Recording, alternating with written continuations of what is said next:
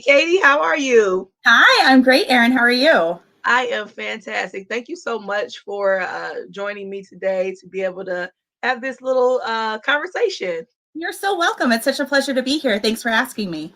Oh, of course, of course. It's so funny because these are some of the shortest conversations that I've had, but they have been so impactful. I mean, the items that people are sharing and things of that nature has been really resonated with me. So I'm really appreciative of it. Yeah. Well, wonderful. I Awesome. love the work that you do. And yeah, just happy to be here today. Thank you. Thank you. So you want to just kind of introduce yourself a little bit real quick? Sure, absolutely. I'm Katie Miller. I am the manager of community engagement at the Midland Center for the Arts. My family and I have lived in Midland for about 4 years now. And previously we were up in Traverse City and then Muskegon, the Muskegon area before that. So I live here in Midland with my husband, Zach, and our son, Leo, and our two dogs, Wally and Gus. We're sleeping here in my office as we're chatting today. Yeah, and so I'm a theater person. I'm a creative person. Love being a part of this community. I think Midland is a really incredible place to be and has so much potential. So yeah, we're really happy to be a part of this community. Awesome. Well, I definitely appreciate the work that you do here and the work that you've done and are doing. So I definitely appreciate that. You really work hard on making sure that everybody feels seen and heard within the community that you Thank work you. in. So I truly appreciate that. Thank you. Thank you so much. Yeah, a lot of my work at the Center for the Arts within community engagement is doing programming that specifically focuses on expanding our definition of performing arts or visual arts, history, and thinking about who do we define as being allowed to be in that conversation, which should be Yeah. everyone, right? But has really been gatekept. I don't think that that's actually a word, but we've been No, but gatekeepers of that for so long, kind of yeah. within the arts industry. I really focus, kind of personally and professionally on really trying to break down those barriers and open those gates and make sure that we at the center, and then me and my personal creative life are really focusing on building the community that I want or that we want Yeah. to see and not just kind of focusing on the community that we have. So Yeah. we've done a lot of really different things, I would say, since I joined the center in the last, 4 years ago or so. And we've really expanded our programming. We're doing lots of different things. We are representing different people, culture, and experiences on our stages, in our art studios, in our art galleries, in our history campus. So it's really exciting work. But it also is like, it can be Yeah. difficult at times, Yeah. which is why I'm like so grateful for my friendship with you and other folks in the community that are really amazing partners and a wonderful support system for that work. Yeah.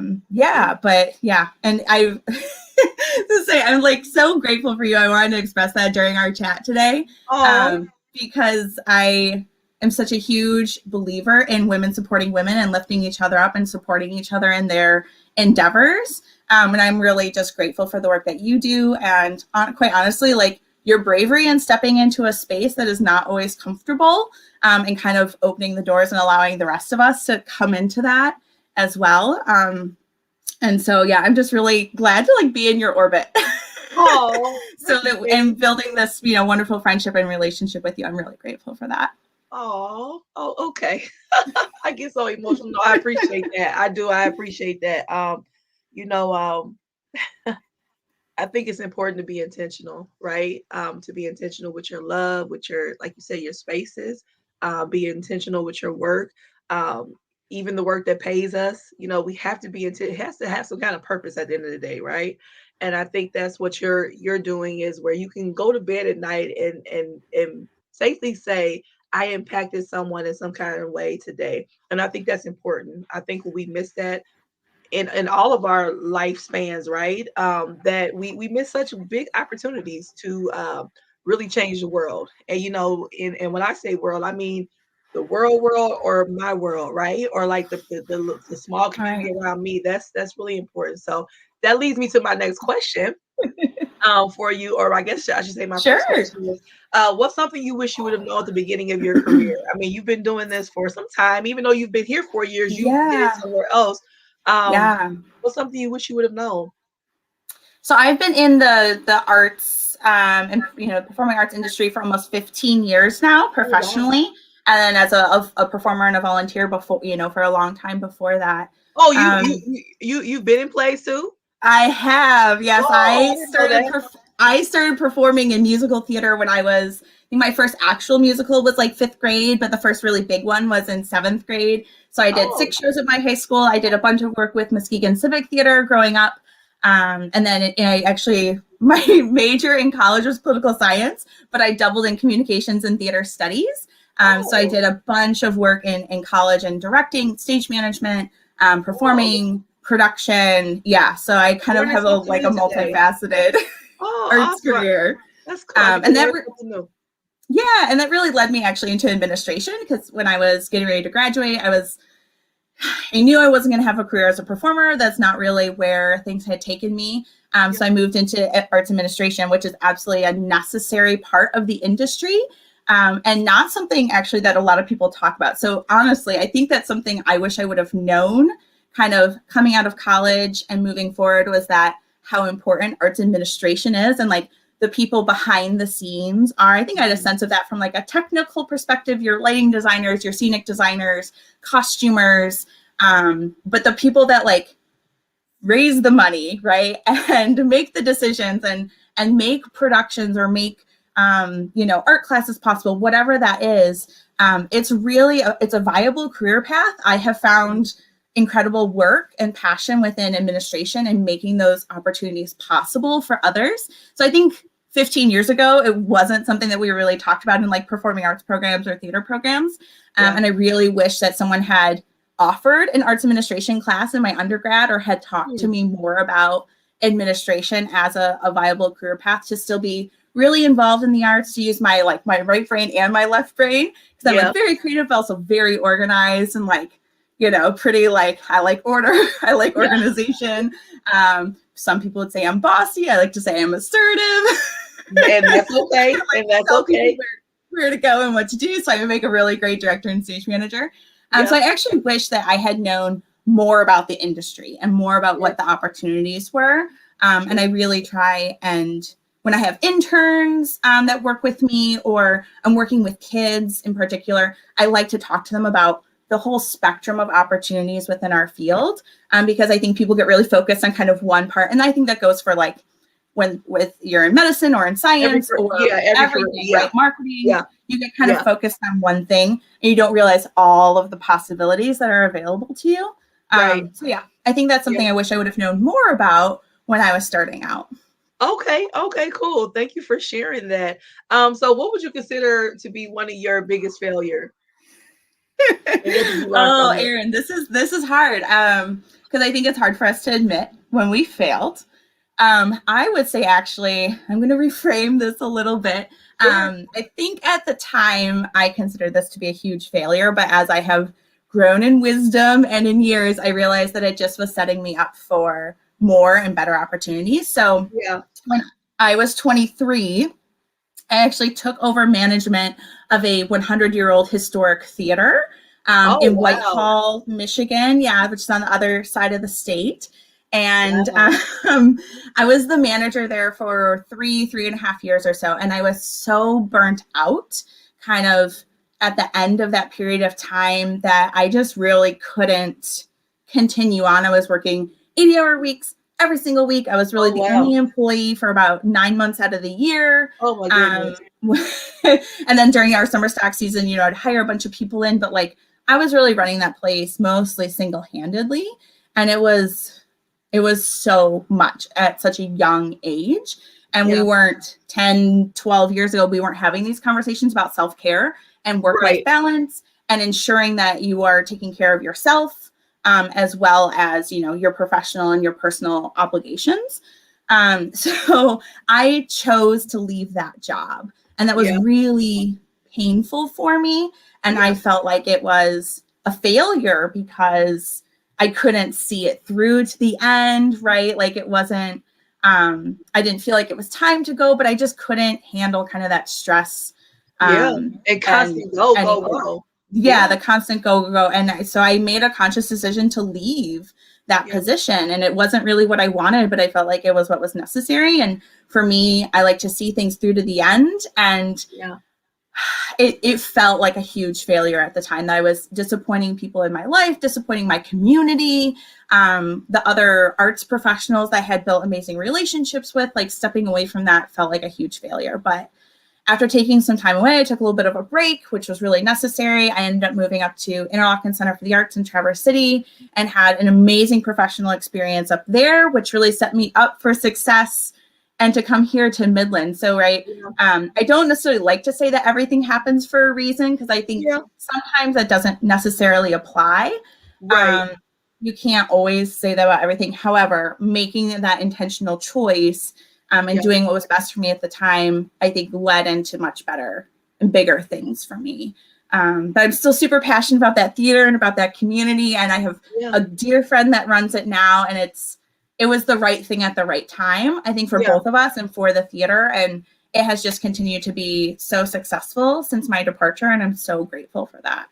Yeah, and thank you for sharing that. And I think it's very interesting and important for us to understand that, because that's one thing about me too, like seeing things to the end. But I learned a long time ago for myself that I did see it to the end. Like that was the end of it for me, right? And I think sometimes we take ownership of things that we consider like our babies and something that we're super passionate about. Yes, and it's like, but that was my end season. That was the end for me, and I had to be intentional and say, hey, this is it for me. Yeah. And I have to pass this on to someone else. So I think at times we see things as like not seeing it to the end, but truly we did. Our season was up, and we and I think that takes bravery and courage and honesty within ourselves to be able to say, this is it for me. And I've impacted this as much as I can.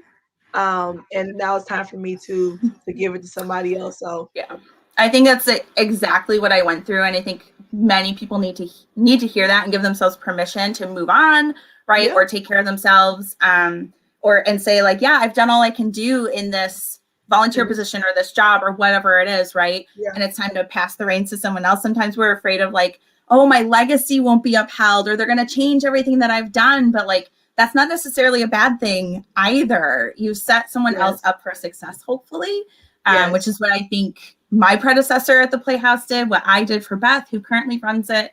So there's just this like beautiful chain of honestly like strong, powerful women that ran that facility for a long time. And so I'm grateful for that experience. It taught me so much, both professionally and personally. But it was really difficult at the time to step away. Oh yeah, and then those seasons aren't easy. I mean, you see that in relationships, you see that like you said in professional in jobs. It's not easy to end it, right? I mean, because we have this earning to just like kind of be a part of it and for it to be a part of us. But at the end of it, I really do think that it's true what you said, that it's not really a failure, even though we see it at that moment. It's actually setting us up for something bigger and better sometimes for us at the point that we are in our lives. You know what I mean? As we grow and evolve, so does everything else around us. And I think that when we look at it that way, we can definitely see the beauty in it. Mm-hmm. You know what I'm saying? I totally agree. Totally agree. Awesome. I want to ask you, see, if you had some words of encouragement to leave with us, what would they be? I would say, and I've been thinking about this a lot in my personal life, and I think to embrace the really positive people that you have in your life, and to hold tight to them, and make sure that you're nurturing those relationships. So I think those are the people that are going to see us through kind of this crazy time, right, that we're in right now. And will see us through forward. So if you have that person in your life, or you have, a close circle of friends or something, even if it's just a like, hey, I'm thinking of you text, or a quick phone call or something like that, like, just embracing those people, holding them close, nurturing those relationships, I think is super, super important. And if we do that, we're going to be able to move forward together, and be able to extend each other grace and understanding. because that is, I know those are like buzzwords right now and we're all saying that, but it's so It's the truth. true. Like we Yeah, really need to just cut each other a little bit of slack right we now. do. We do. I know that I've hit that burnout stage, in the last few months. I was going really strong. It was great. And I was like powering through, and then all of a sudden I just hit that wall. Yeah. But by taking a step back and frankly relying on just like the people who are closest to me and being honest and saying, hey, I know I dropped the ball on this. I'm really burned out. I've been able to kind of get over that. And I hope that if other people, can rely on people that they're closest to as well, they can also kind of get through that burnout or that really tough situation, whatever they're going through. Yeah. Because we really need each other. And I hope that folks can rely on those that they, have closest to them. Yeah, and I think it's important too, what you said in regards to being able to say, this is the part that I love about people that are like in your tribe and in your circles, that you can trust them with saying, hey, I'm burnt out. I dropped the ball. I'm sorry, I'm burnt out. And they're going to give you permission and say, yeah, Yeah. it's okay, relax, and not make you feel Yep. bad or judge you or, distance And those themselves. women absolutely did. Like, and it was, Yes. it's volunteer work that I do with the Midland County Inclusion Alliance. And like, Yep. I just like couldn't keep up the pace. Yeah. And I said to my group, I said like, yeah, I'm just really feeling right now. I'm doing so much extra work and like all of this stuff. And they're like, no problem. We completely understand. And so I think having that trust in your friends and family, that they're going to react that way, is the first step to like healing ourselves, healing our relationships, like being able to see each other through kind of this holiday season into the new year, through whatever next year might hold, because the last 2 years have been so unpredictable. So No. yeah. No, So I just I encourage everyone appreciate to like take that step and be honest with your friends and family and hold those that you love really close. No, I think that's so I think it's so important. I think that what you're saying is so important because I think sometimes we do get so busy with life that we do kind of forget that we're like blessed in regards to like having certain people around us and them having us, right? And seeing the value in Mm-hmm. us for them as well. And understanding that whole circle of life and giving and receiving is so important, in friendships, relationships, to be able to rely on each other and them to be able to rely on you, finding that tribe, finding somewhere where you can go and like rest, Yeah. right? Because if you don't have people around you that you can rest in, um, I mean, what do you have? Mm-hmm. You Mm-hmm. know what I'm And I saying? think we get so caught up in like, oh, someone's going to judge me, right? Or they're going to think that I'm like, not as good, or, they're going to see me differently. And that's something I've had to work really hard to overcome. Yeah, And I think that if that's maybe my biggest takeaway from at least the last year, I would say, kind of like this yeah, weird space we've been in, is just like being honest with ourselves about our capacity and our limitations, and being honest with each other about that is so key to us, coming together as a community, supporting each other, loving each other, but being honest with ourselves and with the people that we trust the most, and being able to rest in them, like you said, like yeah, even just a quick, like just recently I reached out to a friend I haven't talked to in a while just because life is busy. Hey, I yeah. was thinking about you. And I know why, because she had posted on Facebook, I got a new job. I was like, that's why. She was like on my heart. Dropped her a quick text and she was like, let's have a phone call this weekend, right? And then we were able to spend an hour on Zoom together, just like really catching up and getting into it with it. It just was really lovely. And it doesn't have to be like a big production or a big deal, but No, those no. moments just really feed our souls. And You're refreshing. It's refreshing. yeah, so Yeah. refreshing. So I would just like encourage everyone to take those moments, and even if you're like, oh crap, I didn't text that person back or I didn't call that person back right away, they're Right. gonna understand. Just Oh still yeah. do it. Still Oh yeah. reach out. I'm definitely that person that's like, oh, let me write them back, and my brain literally goes other places, and I'm see a squirrel or something, and I'm off to something else. Oh, and And I used to be so I good at never, it, and then um, I had a kid, and it just I've never been. I'm just always, my brain is like literally going all over the place. Well, Katie, I appreciate you for taking the time to come here and chat with me and just have this yeah, moment of connection for a few minutes. And yeah, I wish you well. And I just thank cannot wait you, to see what else you all do there at thank the center. you. Thank you so much, Erin. Thanks for asking me. I really appreciate it. Thank you for all of your hard work, and I hope you have a wonderful weekend. All right, you too. Take care, Katie. Thanks. Bye-bye. All right, bye.